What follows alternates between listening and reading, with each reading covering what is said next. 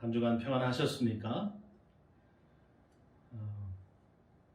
평안을 물어본다는 게 요즘은 참 어렵습니다.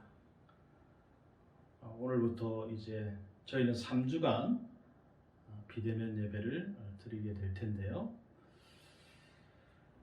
상황이 점점 좋아져야 되는데 그렇게 좋아지지는 않습니다.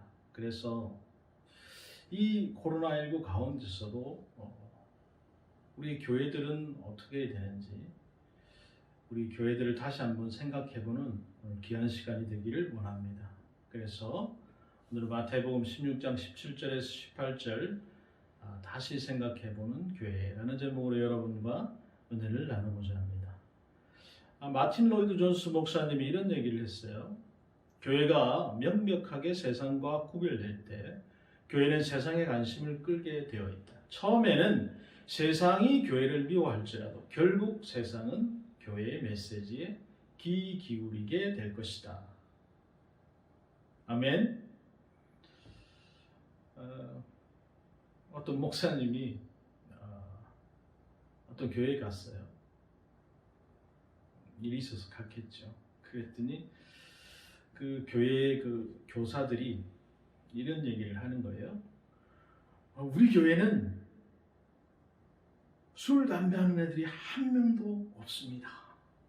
이러면서 막 자랑을 하더라는 거죠. 그래서 그 목사님이 이렇게 물어봤다는 거예요. 그래서 술, 담배 하는 애들은 모두 쫓아내셨습니까? 아니면 그들을 말씀으로 감화시켜서 이제 술, 담배를 안 하게 된 것입니까? 그랬더니 교사들이 아무 말도 못했다는 거예요. 여러분, 건강한 교회라는 게 어떤 것입니까? 오늘 이 물음을 가지고 우리가 하나님의 말씀을 통해서 은혜를 나누고자 하는 것입니다. 요즘 크리스찬들에게 가장 큰 고민이 있다면 교회라는 생각이 드는데요. 실상은 그 믿음에 대한 고민보다 이 믿는 사람들이 모인 공동체인 교회가 과연 바람직한가라고 하는 것을 고민하는 것입니다. 물론 코로나 이전부터도 그런 고민이 있었지만 코로나 오면서부터 우리는 더 많은 고민을 하게 되는 거예요. 그렇지만 여러분, 참으로 다행스러운 것은 사람들이 교회에 실망할지 몰라도 하나님에 대해서는 실망하지 않는다는 사실이에요. 또한 하나님께서 바람직하지 못한 교회를 버리실 수는 있지만 하나님의 역사는 여전히 계속된다라고 하는 것입니다. 오늘 말씀을 통해서 저는 여러분과 함께 두 가지 측면에서 이 교회를 한번 생각해 보려고 하는데요. 오늘 본문에서 읽었던 이 베드로의 신앙 고백, 또 그 위에 세워진 바로 하나님의 교회인 것입니다. 자, 이 고백 위에 세워진 교회, 먼저 이 오늘 말씀에 우리의 배경을 조금 생각해 볼 필요가 있는데, 마태복음 16장은 바리새인들과 사두개인들, 그 예수님께 나와서 표적을 구하는 것으로 이제 시작합니다. 바로 이 15장에서 떡 7개로 4,000명을 먹이신 기적을 행하시고, 또 그 이전에는 보리떡 5개로 5,000명을 먹이시고 남는 그 기적을 행하신 이유라는 거죠. 자, 그러자 많은 사람들이 예수님을 찾아와서 이제 표적을 보여달라고 하는 거예요.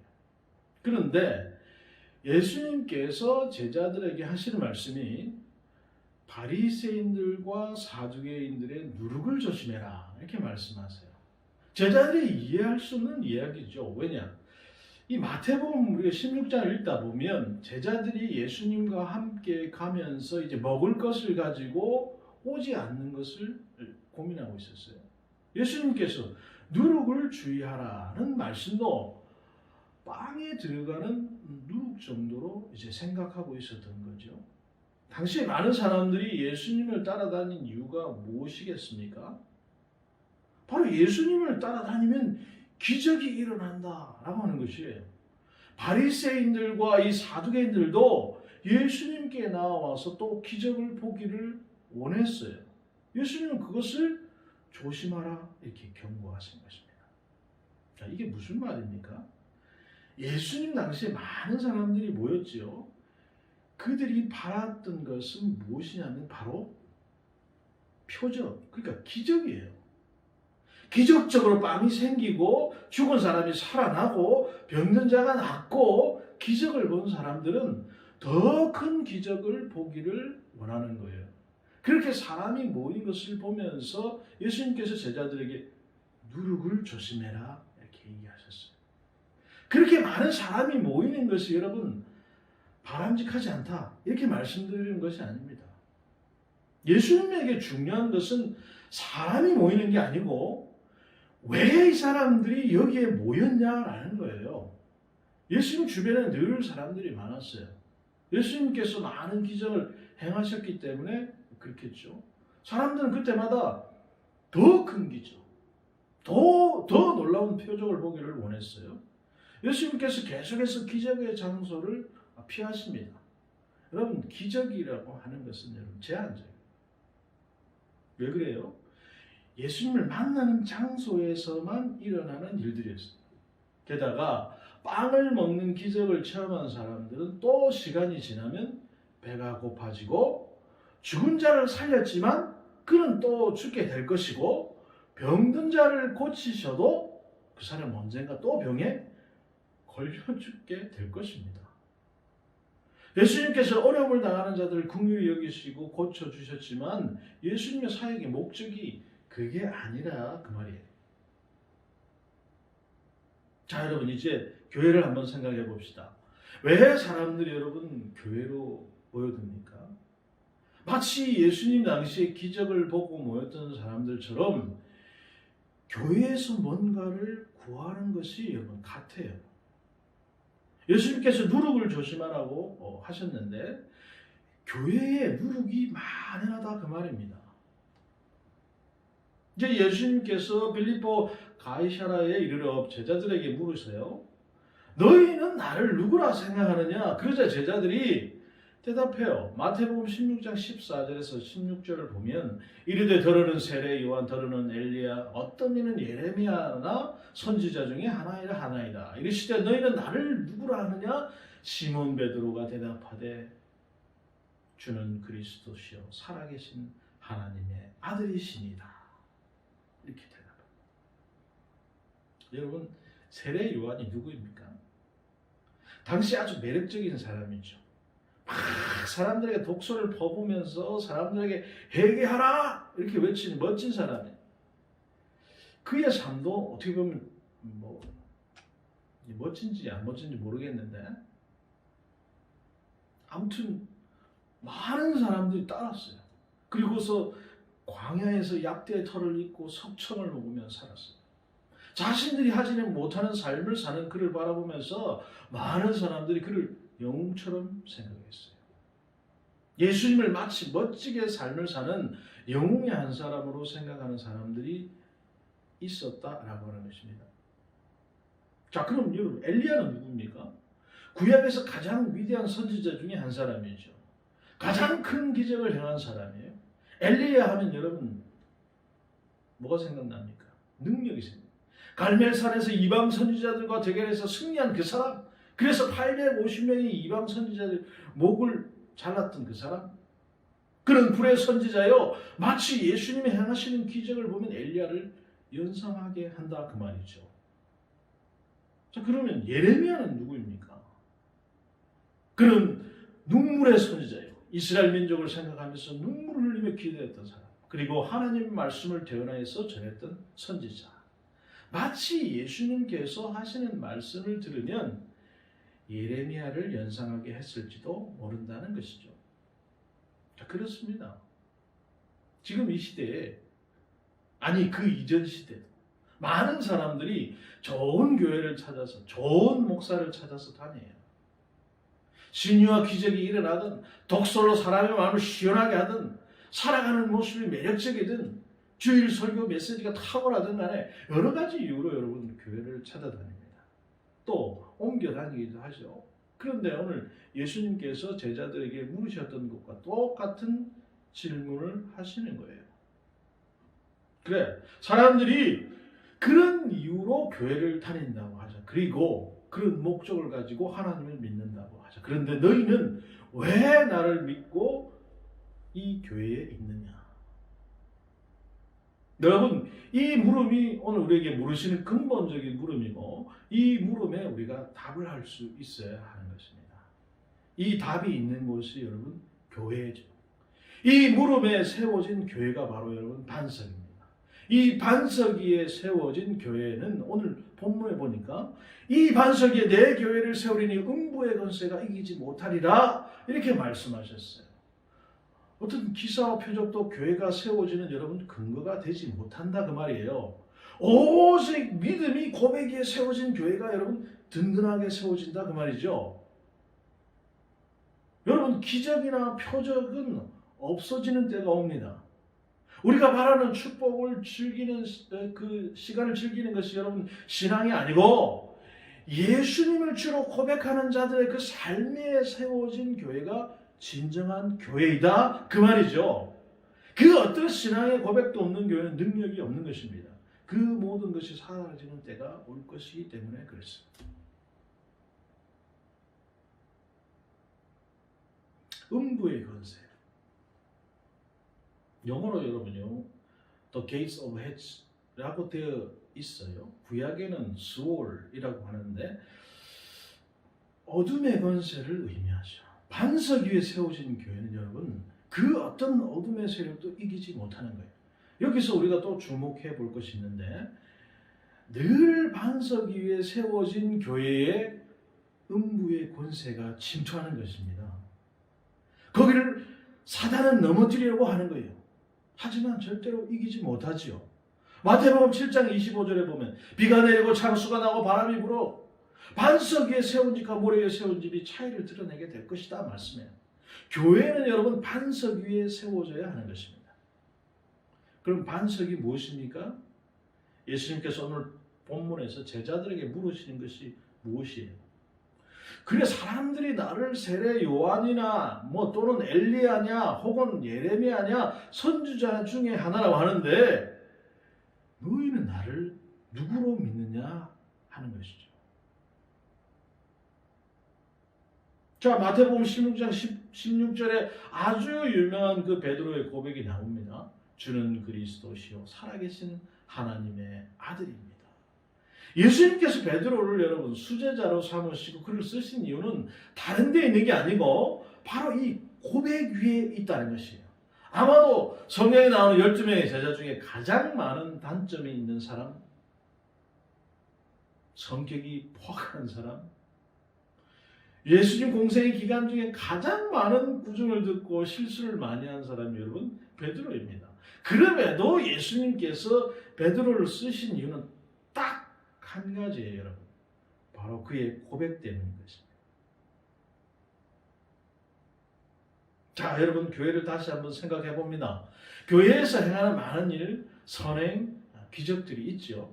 그러나 하나님은 그것을 보시고 교회를 쓰시는 분이 아니다라는 것입니다. 본질적으로 교회가 고백해야 하는 것은 주는 그리스도시요 살아계신 하나님의 아들이라고 하는 것이에요. 여기서 여러분 교회란 건물을 의미하는 게 아니고 하나님의 백성으로 불림을 받은 성도 한 사람 한 사람을 말하는 것입니다. 요즘같이 교회 건물이 참 쓸데가 없는 때가 없죠.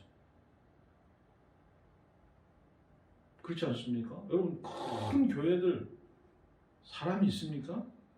지금 사람이 없어요. 예배를 드릴 수도 없어요. 어떤 면에서 보면 이 코로나로 인해서 우리가 교회를 또 새롭게 한 번 더 생각해 보게 되는 거예요. 교회란 건물이 아니다라는 것이죠.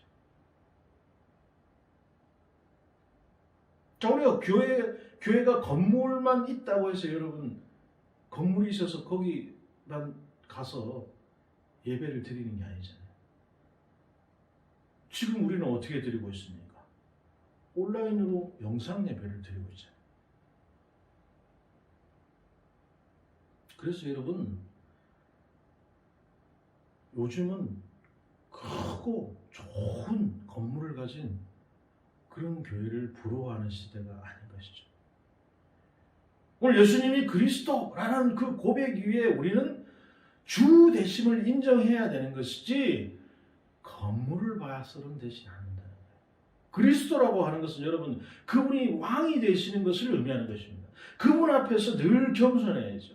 교회가 행하는 그 어떤 것도 그분 앞에 서지 못하고 교회가 행하는 그 어떤 것도 그분의 영광을 가로채서는 안 된다는 것입니다. 자, 그래서 우리가 구별해야 하는 것이죠. 하나님께서 나를 내 인생의 주인공으로 세워주셨다는 것이죠. 하지만 하나님 나라에서 나는 주인공이 아니라 하나님께 쓰임받는 존재가 되어야 됩니다. 예를 들어서 여러분, 영화를 찍을 때 주인공이 있고 또 뭐 여러 명이 있지 않습니까? 또 엑스트라도 있어요. 감독이 그 사람을 엑스트라로 사용했기 때문이고 아무리 주연이 중요해도 그 사람 모두가 다 합쳐져야 영화가 완성되는 것이죠. 하지만 여러분 아무리 엑스트라라고 해도 그 삶의 인생에서 그 사람은 여전히 주인공입니다. 여러분 이것이 이해가 되십니까? 교회가 세워진 것은 분명히 사명이 있어서 주인공으로 세워졌다 그 말이에요. 하지만 하나님의 계획 가운데 사용되지 않는 교회, 하나님 나라의 그 드라마에 전혀 도움이 되지 않는다는 것이에요.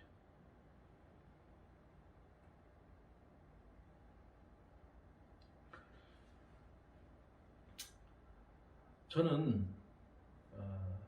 제가 스스로 생각해 볼 때 내 영적인 상태가 건강한가 안 건강한가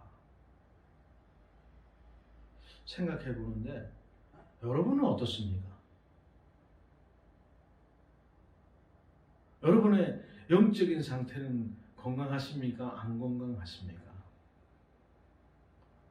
근데 대부분 여러분 이렇게 물어보면 네, 안 건강합니다. 이렇게 대답할 사람은 없겠죠.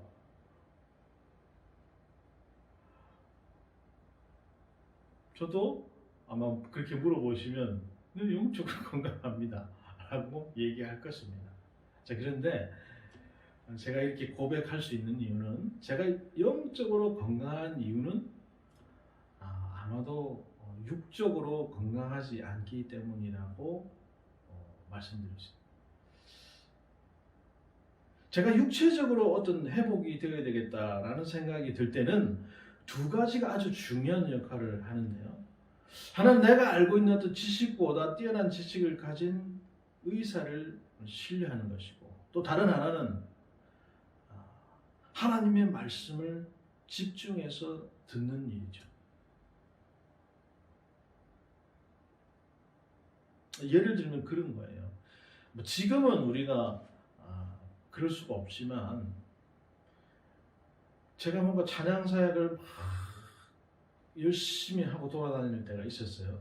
그때 몸이 안 좋은 상태에서도 제가 막 열심히 찬양 사역을 했죠. 근데 그걸 하고 나면 막 힘이 빠지고 힘도 없고 너무 힘든 거죠. 그렇지만 그곳에는 여러분 다른 목사님들의 설교가 또 있잖아요. 그 설교를 들으면 많이 몸이 충전되는 그런 기억들이 있어요. 여러분은 그런 기억이 없으십니까? 하나님께서 저에게 주신 가장 건강한 생각이 무엇인가 하면 제가 목사가 되고 또 뭐 어떤 것이 되는지는 모르지만 어떤 곳에 가서 제가 그곳에서 내 역할이 무엇인가 하는 것이, 또 제가 그 자리에 있어야 하는가 그렇지 않은가 하는 기준이에요. 그런데 하나님께서 깨닫게 하신 것이 무엇이냐면, 내가 아무리 중요한 일을 하고 내 의지로 뭔가를 하고 하신다고 해도 하나님께서 허락하지 않으시면 아무 의미가 없다는 것입니다. 그리고 내가 아무런 역할을 하지 않아도 하나님께서 하시는 일이라고 하면 그 장소에 있는 것이 얼마나 귀중한 일인지 모른다라고 하는 것이죠. 그래서 결심하게 되는 것이죠. 내가 주인공이 아니어도 하나님께서 누군가를 주인공으로 세워주신 자리에 있는 것이 참 중요하다라고 하는 말이에요. 여러분, 왜 하나님께서 베드로의 고백 위에 여러분 교회를 세우셨을까요? 저는 그리스도시요 하나님의 아들입니다. 이 고백이 없는 교회는 늘 자신이 주인공이 되려고 한다는 거예요. 자신이 드러나지 않는 일에는 어떤 일도 하지 않으려고 하지 않겠습니까? 우리가 세상에서 부러워하는 것들을 여러분 보십시오. 정말 그곳에서 하나님이 계시다고 말할 수 있습니까? 하나님께서 세우셨다고 자신할 수 있습니까? 여러분, 참된 교회의 표식이 무엇입니까? 정말 예수님이 주가 되시고 그리스도가 되셨나? 라고 하는 것이죠. 사랑하는 여러분, 우리는 정확한 이 교회론, 교회가 왜 세워졌는가 라고 하는 것을 명확하게 알아야 하는 것입니다.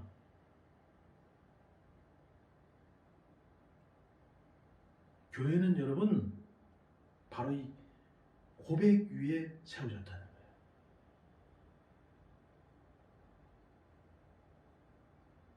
자, 우리가 교회를 다시 생각하면서 우리가 가장 주목해 보아야 할 말이 있다면 바로 오늘 이 말씀의 주어예요. 교회를 세우신 분이 주님이다라고 하는 사실이에요. 어떤 단체든 가장 중요한 것을 잃으면 본질을 잃게 되는 것이죠. 메이어 목사님이 이렇게 말씀했어요. 어떤 사람도 갑자기 밑바닥으로 떨어지진 않는다. 영적인 침식은 점진적으로 서서히 파괴되면서 일어난다. 그것은 개개인 안에서 일어날 수도 있고 또 교회 안에서도 일어날 수 있다라고 했어요. 여러분, 침식이 무서운 것은 언제나 천천히, 언제나 조용히, 언제나 미묘하게 일어난다고 하는 것입니다.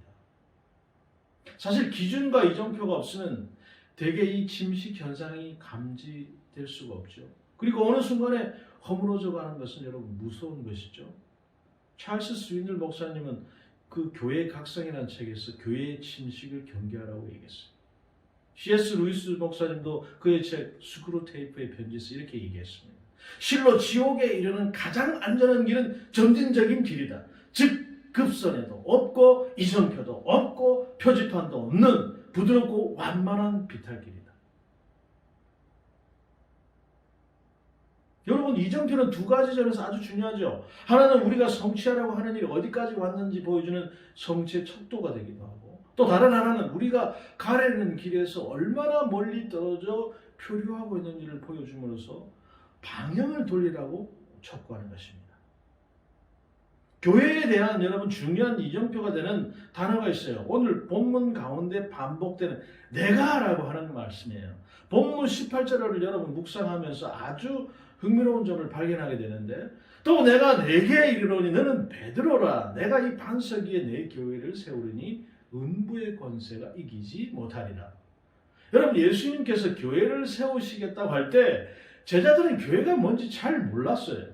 아직 교회가 세워지지도 않았습니다. 그러나 주님께서 세울 것이에요. 단지 교회라는 그 헬라어의 에클레시아라는 말은 뭐뭐로부터라는 뜻의 그 에크와 부르다는 뜻에서 칼레오의 이 합성은, 즉 다른 사람들 가운데서 불러내 세우실 그 무엇이 여러분 교회라고 하는 것이에요. 그리고 그 일을 하신 분이 바로 주님이다라고 하는 사실이에요. 그래서 여러분 우리가 생각해 보면 주님께서 세우시는 교회가 건물을 의미하는 것이 아님을 우리가 알게 되는 거예요. 예수님을 사랑하고 그분을 주인으로 인정하는 사람들이 불림을 받는 공동체, 여러분, 그것이 바로 교회인 것입니다. 여러분 각자가 여러분 바로 교회다 그 말이죠. 베드로라는 그 반석 위에 교회를 세우실 때부터 예수님의 의도가 분명하게 드러나요. 건축가는 그리스도이심을 밝히고 계시고 늘 우리 교회가 어디에 있는지를 바라보는 것은 여러분 매우 의미 있는 일이다 라는 생각을 하게 되는 거죠. 자, 그러면 여러분 좀 더 깊이 여러분 내가라고 하는 말의 의미를 한번 생각해 봅시다. 처음 교회가 세워지기 전부터 예수님께서 디자인하신 교회는 사람을 사용하시지만 주님의 뜻대로 세워진 것은 맞습니다. 건물을 지을 때는 여러분 컨셉이 있어요. 단순히 그 건물의 모양이 아닌 생각이 들어있는 것이죠. 그래서 교회를 지을 때는 어떤 건물을 지을 것이냐가 문제가 아니고 무엇을 하는 교회를 지을까가 중요한 질문이 되겠죠.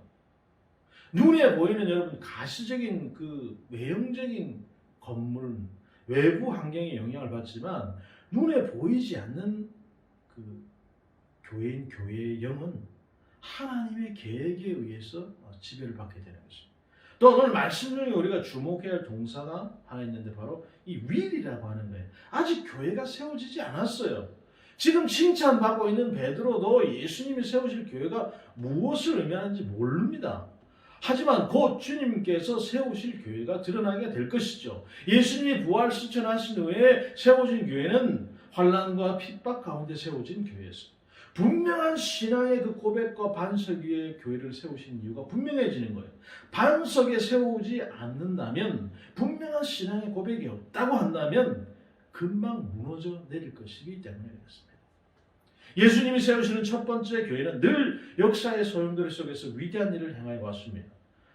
여러분 초대교회가 예수 그리스도를 주라 시인하는 그 명백한 고백 위에 세워졌다면 그 핍박을 이기고 승리의 그리스도를 예배하는 교회가 명백한 고백을 잃어버릴 때 더는 예수 그리스도가 주가 아닌 교권이나 교황과 교회 건물이 주인이 되었을 때 여러분 무슨 일이 일어났습니까? 바로 종교개혁이 일어나는 거예요.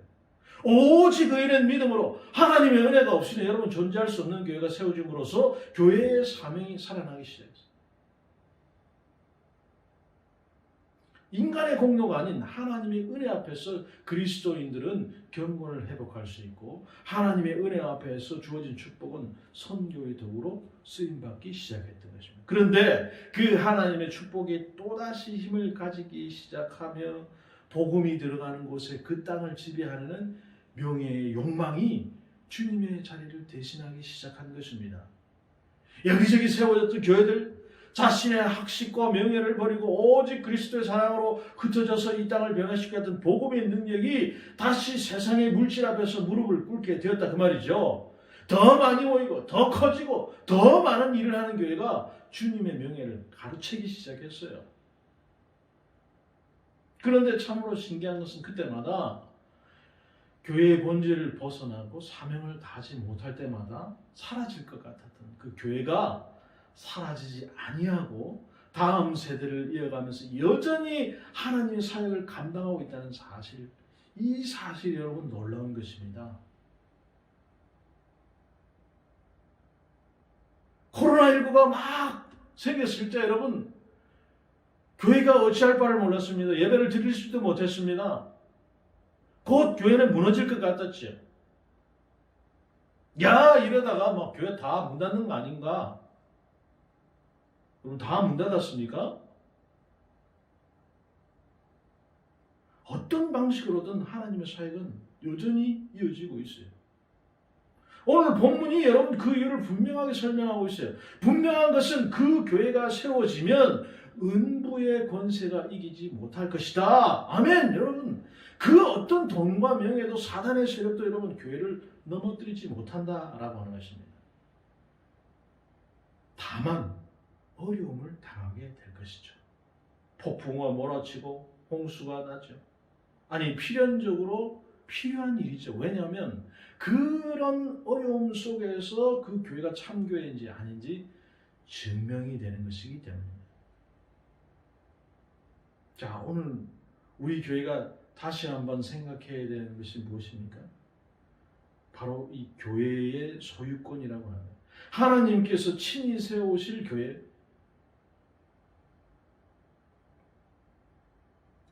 우리는 이제 막 시작한 교회입니다. 완성된 교회가 아니지.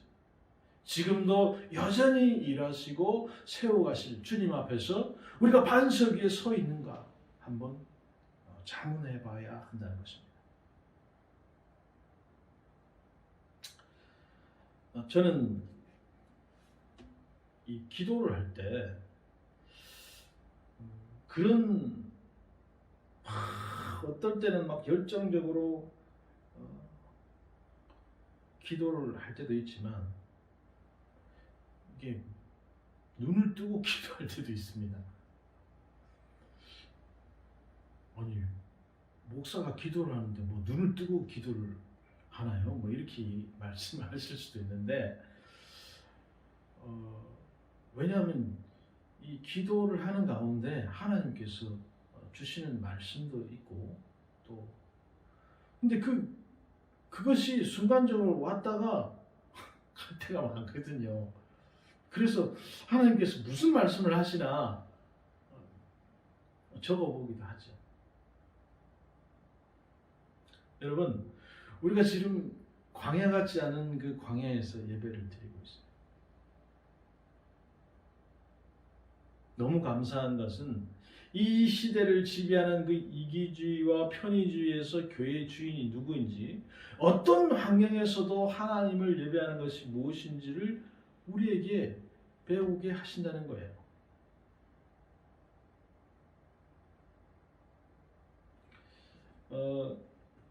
제가 이전 교회, 그러니까 이 교회 이전에 이제 부목사로 사역을 했던 그 교회에서 며칠 전에 뜬금없이 장로님께서 전화를 주셨어요.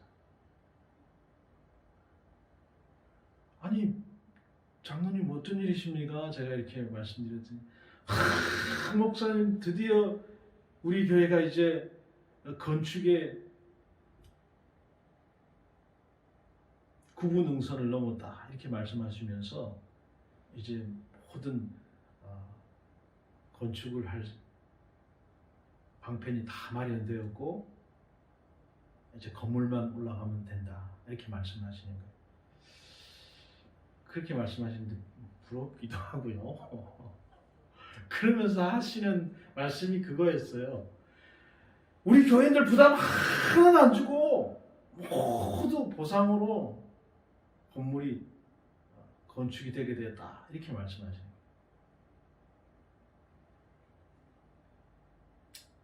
한편으로 여러분 그것이 좋은 일이죠.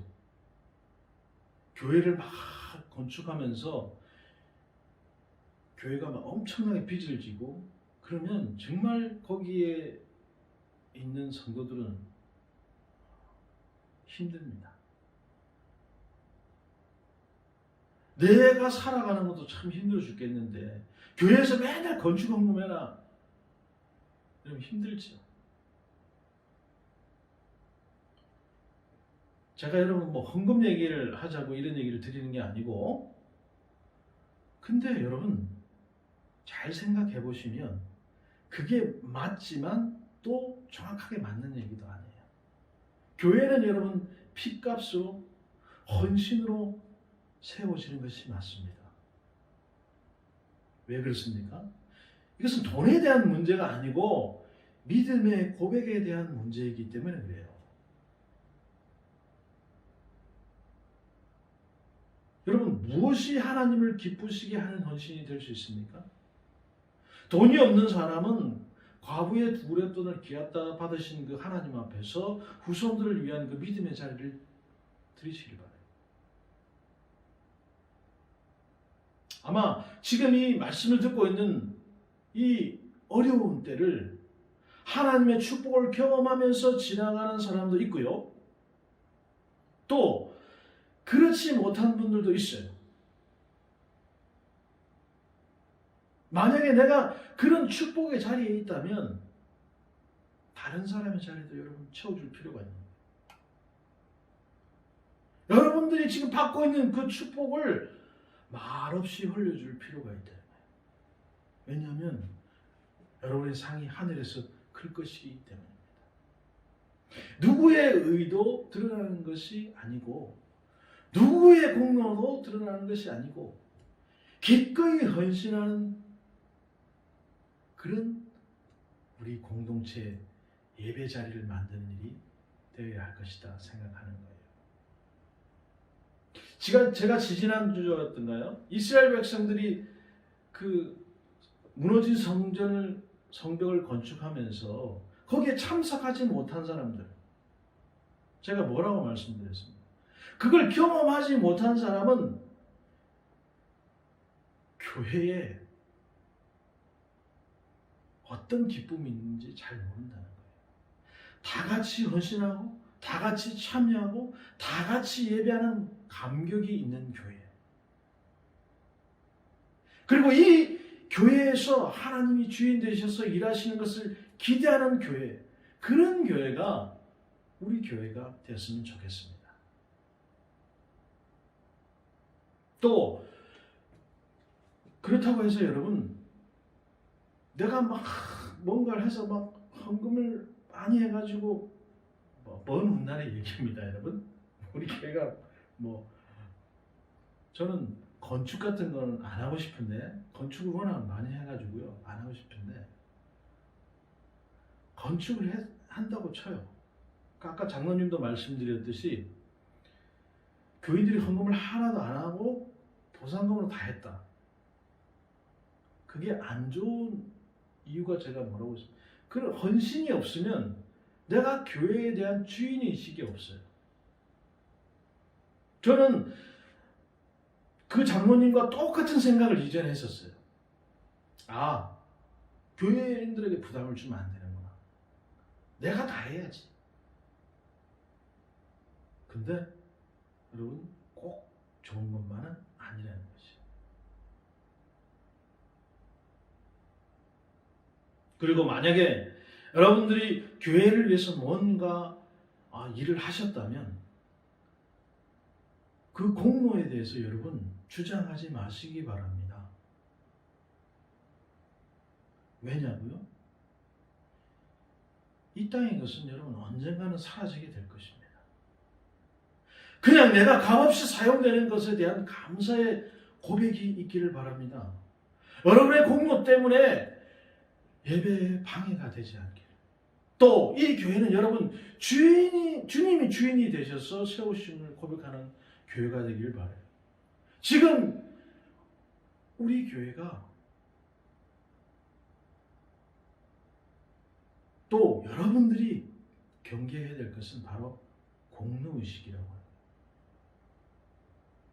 제가 예수님의 교회를 위해서 무엇을 한 것이 아니고 여러분들이 예수님의 교회를 위해서 무엇을 한 것이 아니고 단지 우리의 믿음과 헌신 위에 하나님께서 반석 같은 예수 은혜 교회를 세우신 것입니다. 그리고 우리가 그 사명을 다하는 순간까지 사용하실 그 교회를 기대하는 것이에요. 참 좋은 교회.